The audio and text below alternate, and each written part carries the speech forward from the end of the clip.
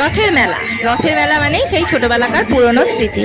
রথ আসলেই ছোটবেলায় বাবা মায়ের কাছে আবদার করা, সেই রথ টানার জন্য বায়না করা, তারপর পাশাপাশি কোথাও রথ টানা হলে বড় রথ টানা দেখতে যাওয়া, তারপর সেই কাছাকাছি কোথাও রথের মেলা বসলে বায়না করা যে রথ দেখতে যাব।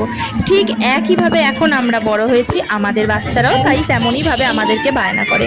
তো আজকে সেই জন্য বর আর মেয়েকে নিয়ে হাজির হয়েছিলাম বাড়ির সামনে। একটা ওয়েদার ভালো ছিল বলে রথের মেলাতে চলে গেছিলাম আমি, বর আর মেয়ে। দেখো সেখানেই গিয়েছিলাম, আর সেখানকারই কিছু টুকরো স্মৃতি তোমাদের সাথে শেয়ার করলাম। তার সাথে নিজেদেরও ছোটোবেলাকার স্মৃতি অনেক কিছু মনে পড়ে গেল, অনেক কিছু স্মৃতি জড়িয়ে থাকে এই সমস্ত দেখলে।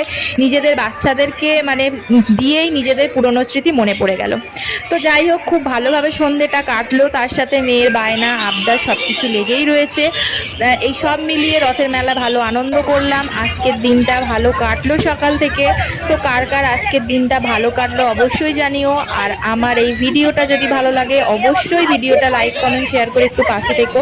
আর আমার মেয়ের না একটা অভ্যাস আছে, কি মেলার মধ্যে গেলে ও কিন্তু কিছু সেইভাবে বিশেষ বায়না করে না। ওর বায়না থাকে হচ্ছে এই যে মিকি মাউসটা রয়েছে দেখতে পাচ্ছ, এই রাইডসটা ও চাপবেই, যে মেলাতেই যায় না কেন ওর এই রাইডসটা চাপা চাই। তো সেই একইভাবে ও কিন্তু রথের মেলাতে আজকে গিয়ে সেম তাই করেছে, এই রাইডসটাই ও কিন্তু চেপেছে।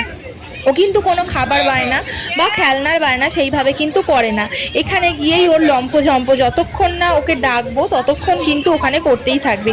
আজকেও অনেকক্ষণ ধরে ডাকাডাকি করার পরেও ও কিন্তু আসতে চাইছিল না, পুরো ঘেমে নিয়ে একাকার হয়ে গেছিলো। তারপর অনেক বকা দিতে তারপর ও কিন্তু চলে এলো।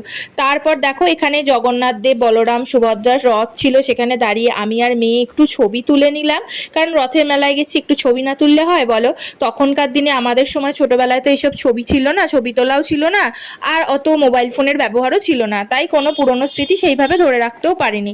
তাই মেয়েকে নিয়ে একটু কয়েকটা ছবি তুলে নিলাম। এখানে জগন্নাথ দেব, বলরাম, সুভদ্রাকে দিয়ে ছবি দিয়ে শেষ করলাম।